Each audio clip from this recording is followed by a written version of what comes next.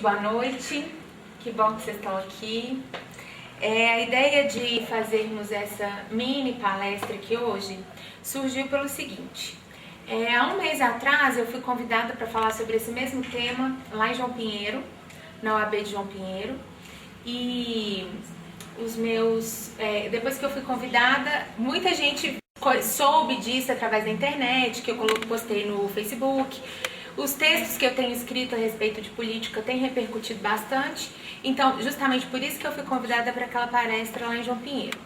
E aí, conversando com a Débora pelo WhatsApp, ela falou: Pri, eu tô com muita dúvida, se eu pudesse eu tinha ido lá em João Pinheiro ver sua palestra, porque eu quero entender melhor esse tema da política. E nós estamos aqui, então eu tô muito feliz que vocês vieram. Todos aqui sabem a minha formação não é ciência política, minha formação não tem nada a ver com política, minha formação é letras, né? Tenho mestrado em literatura, mas eu sempre me interessei pelo conhecimento em geral. E aí, desde junho de 2013, que essa pauta política ela passou a ser constante no nosso país. Desde aquelas manifestações de junho de 2013, começou lá em São Paulo com o movimento Passe Livre, as pessoas pedindo para tirar os 20 centavos, e a partir dali as pessoas começaram o inconsciente coletivo brasileiro se interessou mais pela pauta política.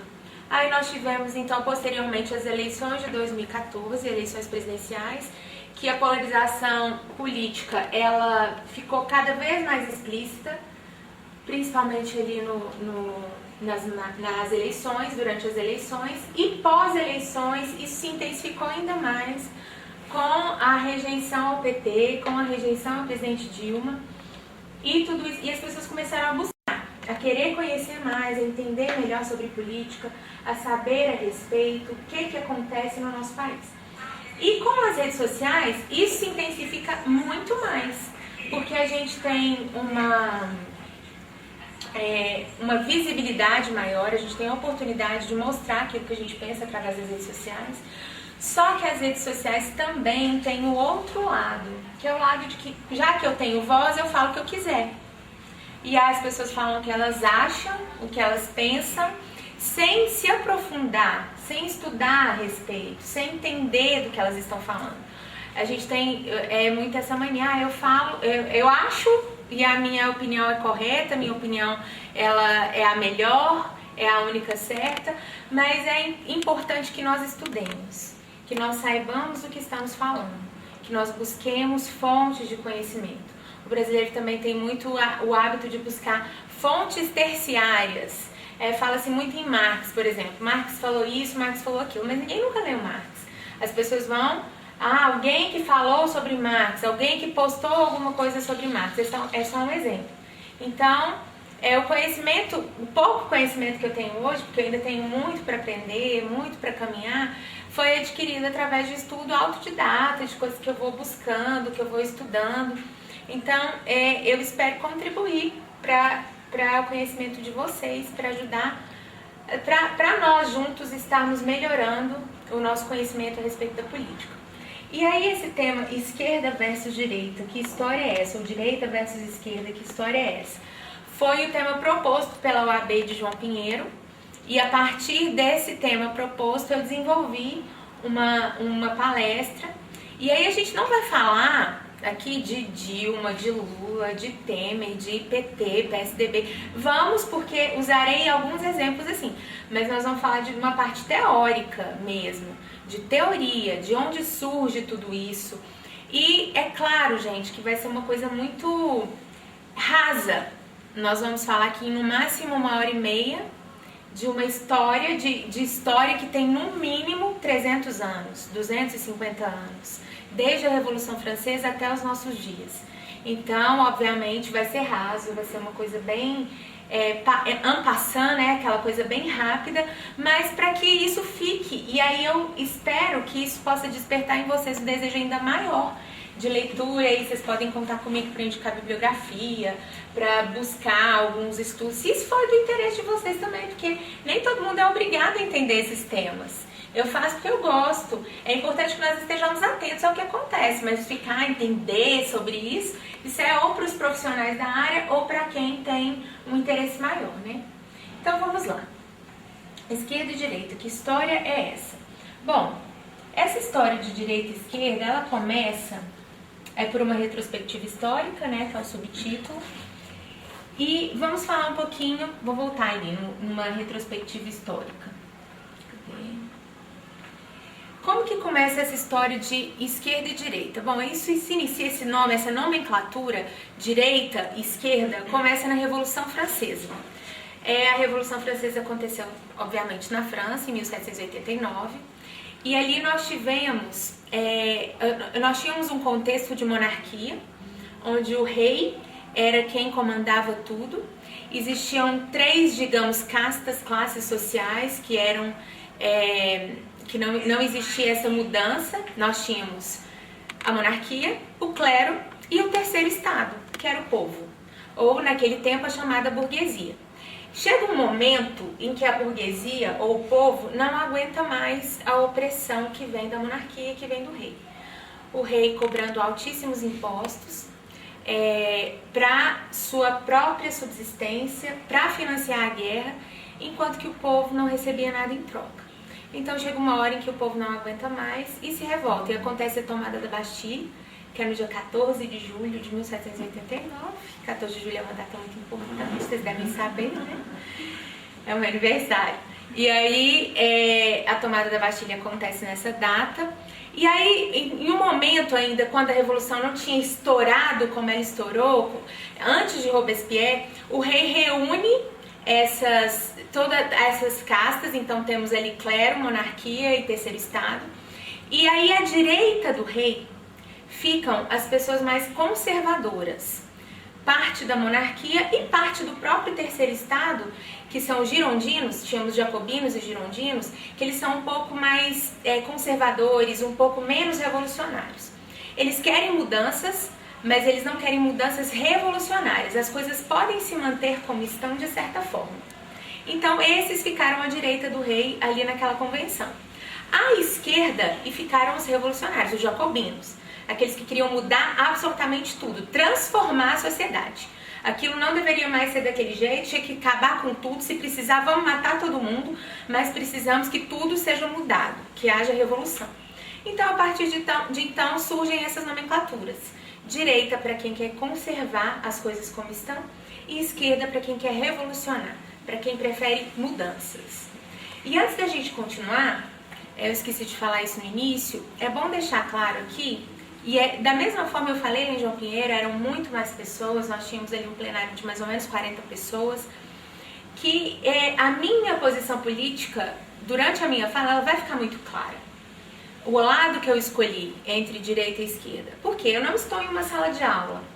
Né? Nós estamos falando aqui para pessoas adultas, lá da mesma maneira, num lugar isento. Então, numa sala de aula eu não falaria assim, eu tentaria me posicionar de uma maneira mais neutra, dentro da neutralidade. Porque numa sala de aula os alunos estão numa situação de vulnerabilidade. Enquanto eu, como professora, vou influenciar os meus alunos de acordo com aquilo que eu penso. Porque os alunos, todos nós somos alunos, a gente sabe que o professor, nós temos a visão do professor como alguém que sabe mais que a gente, como alguém que tem uma posição hierarquicamente superior, e nós somos induzidos a pensar como ele. Então é por isso que eu acredito que na sala de aula o professor ele tem que buscar, principalmente o professor da área de humanas, de história, filosofia, sociologia, ele tem que buscar uma neutralidade na sala de aula para que ele não influencie os seus alunos. Como aqui eu não estou em uma sala de aula e nós estamos falando para pessoas adultas, entre amigos, né? Eu não preciso esconder a minha posição política, que todo mundo já sabe qual é. Até porque eu comecei a ser conhecida dessas questões políticas justamente por causa dos meus textos nas redes sociais que não escondem aquilo que eu penso.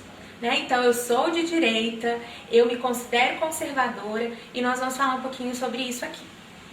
Bom, então essa é a retrospectiva histórica, né, dos termos direita e esquerda, e a gente vamos falar um pouquinho sobre as características e diferenças gerais da esquerda e da direita. São coisas simples, mas que elas precisam ficar muito bem entendidas para que nós possamos entender esse tema com um pouquinho mais de propriedade. Aí eu vou começar também lá na ciência política, falando de dois cientistas políticos, dois filósofos, que eu sei que alguns aqui conhecem, já ouviram falar deles, que são Thomas Hobbes e Jean-Jacques Rousseau. Não quer dizer que um está numa coluna da direita e um está na coluna da esquerda. Não quer dizer que Rousseau era esquerdista e Hobbes era direitista. Na época deles isso não existia. Eles viveram, aliás, bem antes da Revolução Francesa. Não são contemporâneos. Rousseau é francês, Hobbes é inglês. Cada um viveu em seu país em tempos e épocas diferentes. Mas eles são importantíssimos no estudo da ciência política, do direito, né, Carol? Quem estuda direito vai passar por esses pensadores obrigatoriamente, porque eles fazem parte do estudo das leis, então é importante conhecê-los. Mas qual é o pensamento de cada um desses homens? Como é que eles pensam?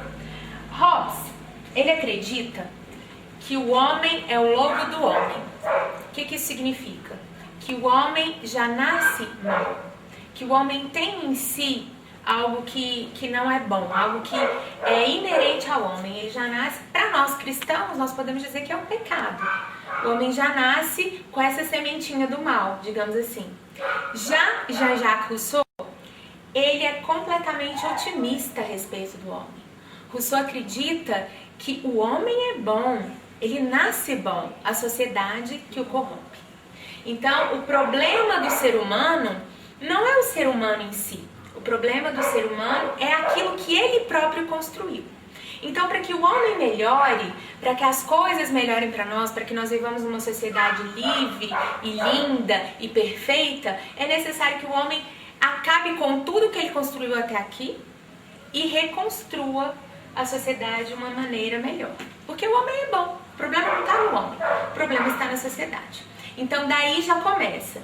A teoria da direita, ela está muito mais ligada àquilo que Hobbes pensa, que acredita que o homem, ele é mau, ele é o lobo do próprio homem, o homem é o lobo do homem, e aquilo que ele constrói, ao contrário do que pensa Jean-Jacques Rousseau, aquilo que o homem construiu serve para limitá-lo, para tirar dele essa parte lobo do homem. Então ele precisa das leis, ele precisa das instituições, para que isso traga limites à ação humana.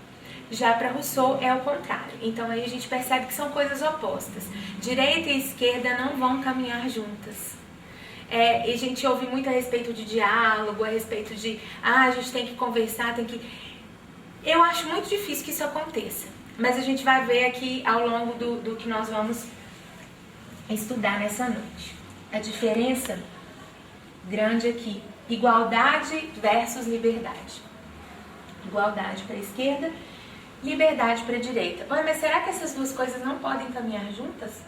O lema da Revolução Francesa não era igualdade, liberdade, fraternidade? Quando a gente se aprofunda no estudo desses temas, a gente percebe que entre igualdade e liberdade, uma vai ter que se sobressair. E aí está a diferença entre quem acredita na esquerda e quem acredita na direita. O homem de direita, quando eu falo homem, vocês entendem que é o ser humano, né? Não estou falando de homem do sexo masculino. O homem de direita, ele acredita na liberdade como principal, o principal direito do homem. A liberdade do ser humano, ela deve ser inviolável. A liberdade de ele fazer o que ele bem entender da própria vida. A liberdade de ele ter propriedade privada, dele adquirir propriedade, dele fazer trocas comerciais com quem ele quiser, sem a interferência de um terceiro. Então a liberdade, o homem de direita, ele prima pela liberdade. Ele acredita que a liberdade é um direito inviolável. O homem de esquerda, ao contrário, ele prima pela igualdade. Para ele, a igualdade, a falta de igualdade é injustiça. E os homens têm que ser todos iguais, independentemente de onde esteja essa igualdade. Mesmo que sejamos todos pobres e miseráveis, é melhor a igualdade do que a liberdade de cada um ser o que quiser, da forma como quiser. Então, essa diferença é crucial entre direita e esquerda. Porque a liberdade versus a igualdade, elas não vão caminhar juntas. Uma vai sobressair a outra. Quando o homem tem liberdade para fazer o que quiser, para adquirir propriedades, para ter o que quiser, consequentemente, ele não vai ser igual ao seu semelhante. É claro que o homem de direita acredita na igualdade perante a lei. Num tribunal, os homens são todos iguais. Não pode e não deve haver diferença entre os homens no tribunal ou perante Deus. Perante Deus nós somos todos iguais. Mas na vida, a desigualdade ela não é de todo injusta. É importante que todos vivamos com dignidade. Mas não é essencial que estejamos todos no mesmo patamar. Seja ele econômico, seja ele social, seja ele cultural. Isso, para o homem de direita, não é essencial.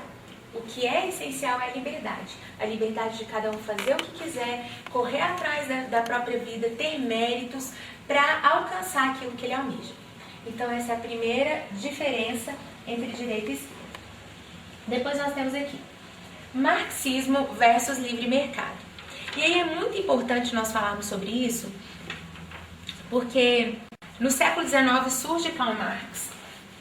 Todo mundo já ouviu falar de Karl Marx, alemão, um homem de classe média alta, judeu, filho de judeus. E Karl Marx cria a teoria marxista, que é a teoria da mais-valia, que é a teoria do capitalista opressor, que é o homem, o capitalismo, que oprime o operário. Nós estamos falando de um contexto do século XIX, pós-revolução industrial, quando as fábricas estavam em polvorosa, e os capitalistas eram os donos dos meios de produção, os donos das fábricas, que contratavam o povo para trabalhar para eles.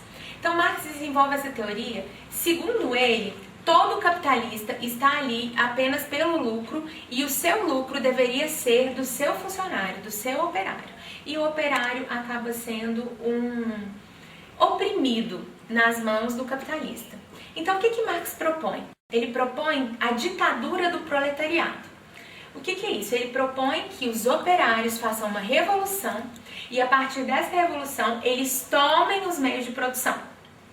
Os meios de produção são tomados, eles tomam o poder e aí a gente tem uma sociedade socialista, que é o primeiro estágio antes do comunismo.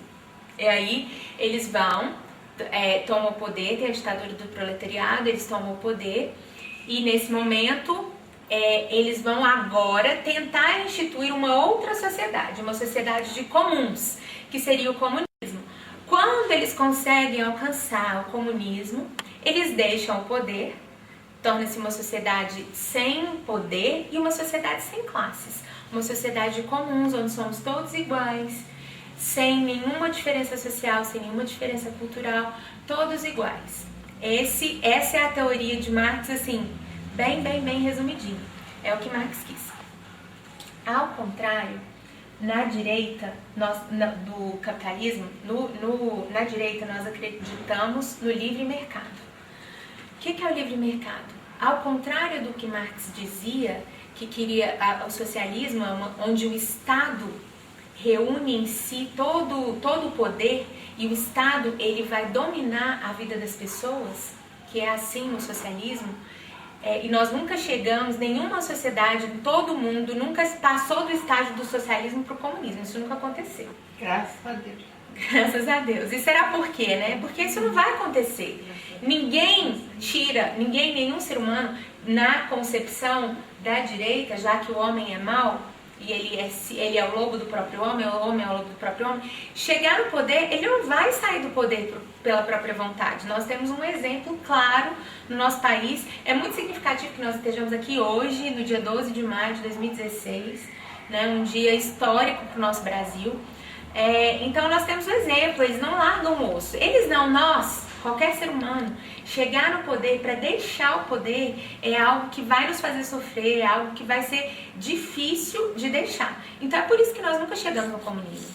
O comunismo ele já está afadado a não existir. E nós vamos ficar nesse estágio sempre do socialismo e aí sim sendo dominados. Mas o livre mercado é o oposto. O livre mercado acredita na não intervenção do Estado na economia. Nunca. O livre mercado acredita na liberdade. As trocas individuais, elas devem acontecer sem interferência de um terceiro. Quem seria esse terceiro? O Estado. Sem a mão poderosa do Estado ali definindo tudo, obrigando ou desobrigando as pessoas a fazerem da maneira como ele acha que é o correto. Então, o livre mercado acredita nas trocas voluntárias, acredita que o comércio ele deve acontecer sem interferência. Existe Adam Smith, que é um teórico, um dos maiores do livre mercado, ele acredita na mão invisível do mercado, que o mercado ele vai acontecer, ele vai existir sem precisar de regulação. O próprio mercado se regula. Então, por exemplo, se existe um comerciante ou um empresário que está ultrapassando as regras, isso vai ser barrado pela própria concorrência.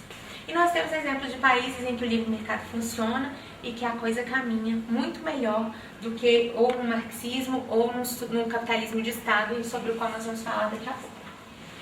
Temos também individuais. Interessante que aqui na coluna da direita nós temos, olha, liberdade, livre mercado, liberdades individuais. A liberdade ela está sempre em primeiro lugar. E aqui nós temos o coletivismo. A esquerda olha sempre para o coletivo. Cada um de nós é apenas um número. A nossa individualidade ela é deixada de lado para que nós sejamos vistos como um todo. Né? Eu viro um número dentro do socialismo. Eu viro uma pessoa sem a individualidade que é tão importante. Eles vão olhar sempre para o coletivo. O coletivo é sempre mais importante do que o individual. Contrário da direita. Na direita, as liberdades individuais elas são invioláveis, como eu disse antes. Então, eu acredito que a liberdade... Isso é egoísmo? Não, não é egoísmo. O homem ele tem o direito, por exemplo, de ser altruísta, de ajudar o próximo, mas isso sem nenhum tipo de obrigatoriedade. Então, um exemplo. Os impostos são para o social. É um exemplo bem extremista, um exemplo que eu vou dar aqui, mas os impostos são para o social. Então, eu vou ajudar um trabalho social obrigatoriamente, porque eu pago imposto para aquilo, um imposto que é para aquela coisa.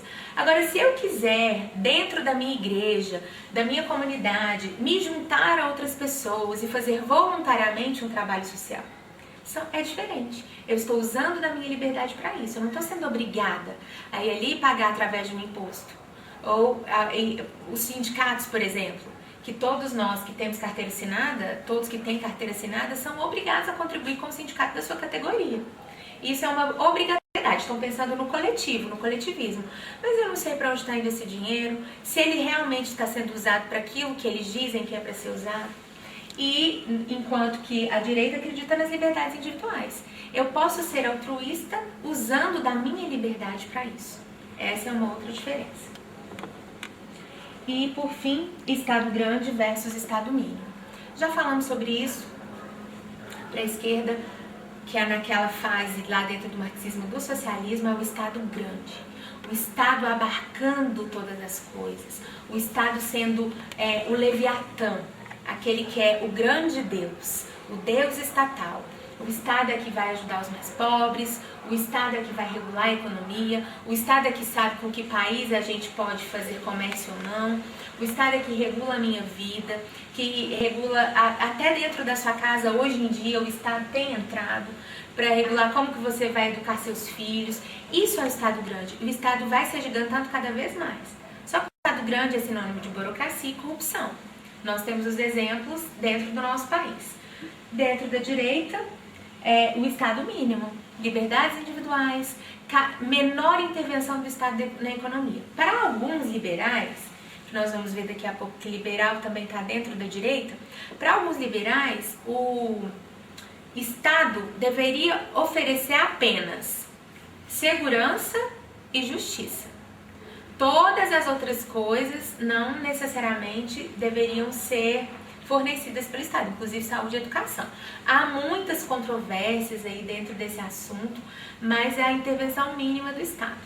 Então, isso são características gerais, gente. É claro que existem diferenças, minúcias, detalhes. Aqui a gente está falando de uma maneira bem geral mesmo. E, não era o último. Futuro perfeito versus a importância do passado. Isso é muito importante ser dito. Né? Como nós vimos lá no Rousseau, que ele acredita que a sociedade perfeita vai acontecer quando nós nos livrarmos de todas as instituições que nós criamos, de tudo que nós construímos até aqui. Então, vale tudo para esse futuro perfeito e utópico. né? Nós vamos destruir tudo que está aí, o que foi feito até aqui nada presta. A gente tem que olhar lá para frente, olhar para o futuro, olhar para essa sociedade que nós vamos construir, uma sociedade linda e perfeita, sem desigualdades, com todos vivendo em harmonia, sem falta de nada, com abundância, assim, né? E para chegar nesse futuro perfeito, tudo pode acontecer. A gente tem o exemplo da Rússia comunista, a antiga União Soviética. É isso que eu ia falar, tinha que fazer igual aquele Hitler fez? Não estamos falando de Hitler, agora nós estamos falando... Não, nós estamos falando. Não, então, mas é que... Teria que ser igual não, União Soviética falando de União Soviética, não da Alemanha nazista. Mas existem muitas semelhanças entre a Alemanha nazista e a Rússia comunista. Muitas semelhanças, nós vamos falar sobre elas aqui, mas existem. E aí, mas foram mortos, se a gente colocar ali toda a União Soviética, todos os países ali ao redor da Rússia, que fizeram parte da União Soviética, mais de 100 milhões de pessoas, para que o objetivo fosse alcançado, ali com Stalin. Então, vale tudo por esse futuro perfeito. A direita valoriza o passado. Ela acredita naquilo que foi construído pelos nossos antepassados. Como a gente não crê, e a gente, quando fala gente, eu estou me referindo às pessoas que se consideram de direita, como a gente não crê na perfectibilidade do homem, muito pelo contrário, a gente acredita que o homem é imperfeito, a gente sabe que os nossos antepassados também são imperfeitos e que eles construíram para nós um mundo imperfeito. Imperfeito, mas que nos trouxe até aqui. Nós estamos vivos no século XXI, vivendo com conforto, tecnologia. Será que isso tudo não valeu? Será que isso tudo tem que ser destruído para que nós alcancemos o futuro perfeito? Tem uma frase de um filósofo, na verdade cientista político americano, do século XX, ele faleceu nos anos 80, acho que 1989, chamado Russell Kirk, que eu gosto muito, e eu quero ler aqui para vocês. Ele diz assim: as pessoas da era moderna são anões nos ombros de gigantes, capazes de enxergar muito além dos antepassados, mas apenas por causa da grande estatura daqueles que os precederam. Então, se hoje nós podemos enxergar além, se nós podemos criar tecnologia, se nós temos inteligência para tudo isso, foi porque os nossos antepassados construíram tudo isso para nós. Não significa que o homem de direita seja reacionário naquele sentido pejorativo. Porque hoje a gente vê muito na internet, coxinha, reaça, num sentido pejorativo. Não é reacionário no sentido, eu quero viver no passado, aquela pessoa saudosista, lá no meu tempo, no tempo da minha avó. Não, as mudanças elas são importantes, mas elas devem ser feitas com cautela, com prudência. O Russell Kirk tem um livro que se chama A Política da Prudência, que é um livro que eu recomendo. É um livro interessantíssimo, é a prudência. Então, as mudanças elas têm que acontecer, lógico que elas não vão parar no tempo, mas que elas aconteçam prudentemente, que elas aconteçam devagar, de maneira pensada. Para o revolucionário, o próprio nome já diz, tem que acontecer uma revolução para que nós cheguemos naquele foco, que é o tal do futuro perfeito que nunca chegou. Então, essas são as características gerais das diferenças. Mas aí o tempo passou, a gente, desde lá até os anos 80, essas diferenças elas eram muito claras e muito nítidas entre direita e esquerda. Só que aí nós temos em 1990 a queda do Muro de Berlim, na verdade final de 89. O Muro de Berlim cai e o mundo pensa, acabou. O comunismo acabou, nós vencemos. Nós vencemos quem? Os Estados Unidos, né? Porque existe a Guerra Fria, Estados Unidos versus União Soviética, aquela coisa, acabou o comunismo. A minha geração e a geração de muitas de vocês estudou na escola que o comunismo tinha acabado, foi isso que a gente estudou. E que agora não existia mais essa divisão do mundo, não existia mais essa bipolaridade esquerda e direita. De fato isso mudou um pouco, mas hoje a gente vê que não, né? Hoje a gente, no atual contexto brasileiro, a gente percebe como essa polarização ainda existe. Só que existiu um cientista político americano também no século XX, que ele percebeu que essa bipolaridade, essa divisão apenas entre direita e esquerda, ela tinha ficado obsoleta e ela estava pobre, porque existiam outras nuances que precisariam ser revistas. Então, ele criou um diagrama, que é o chamado diagrama de Nolan. O nome dele, eu não me lembro, é David Nolan, cientista e ativista político norte-americano. Ele cria um diagrama, não sei se dá aí para vocês verem direitinho. E aí ele vai explicar melhor, eu vou passar por ele bem rapidinho pra gente entender. Como é que é esse diagrama de novo? A divisão esquerda e direita, ela continua existindo, só que agora de uma maneira mais específica. Isso a gente vê muito nas redes sociais. Assim, a pessoa que se declara conservador, o que se declara liberal. E aí a gente vai entender, mais ou menos aqui no diagrama de Nolan, o que é isso. Bom, aqui nesse primeiro quadrante direito, nós temos autoritarismo, que eu vou chamar